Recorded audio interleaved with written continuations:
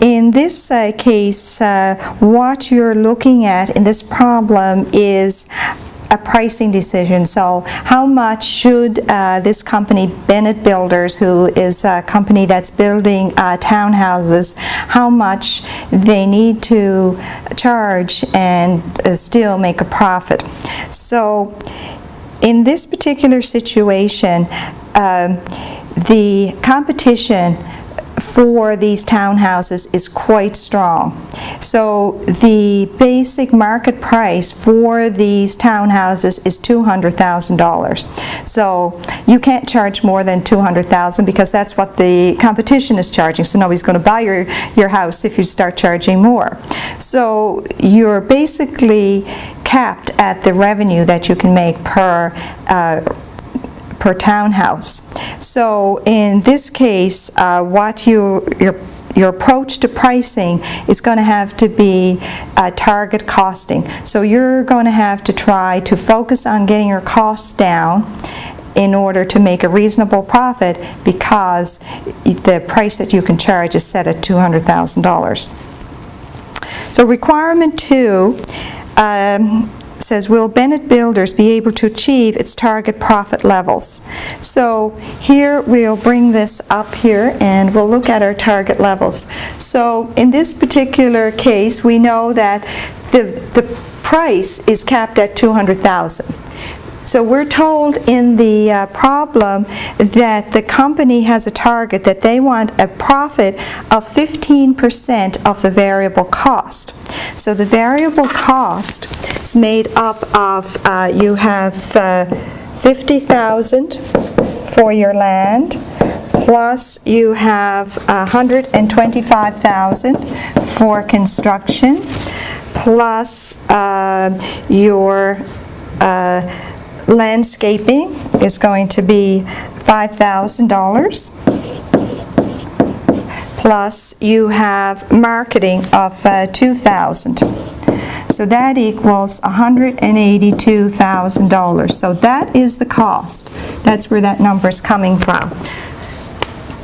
So this is land, construction, landscaping, and this one here is marketing. So that's where the $182,000 comes from. So what happens here is there is a shortfall. So in order to make a profit of $27,300, which is 15% of your 182, you have to get your costs down to $172,700. The problem is the actual cost is $182,000. So you've got a shortfall in your desired profit of $9,300. And just as another way of looking at this, for example, so your selling price is $200,000. Then we have our variable cost that we've just calculated of $182,000. So that's going to leave you with an actual profit of $18,000. But your target profit is actually $27,000. So your target profit is $27,300.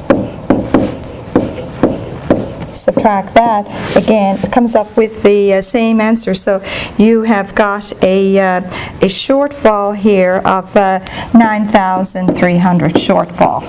So it's just another way of looking at how we came up with the shortfall. So they're still making money. The profit is $18,000, but it's just not as high as the company had targeted. They wanted to have 15% of variable costs, which would be $27,300. So that's going to be a problem for the company. Under this price structure, they cannot meet the company's target.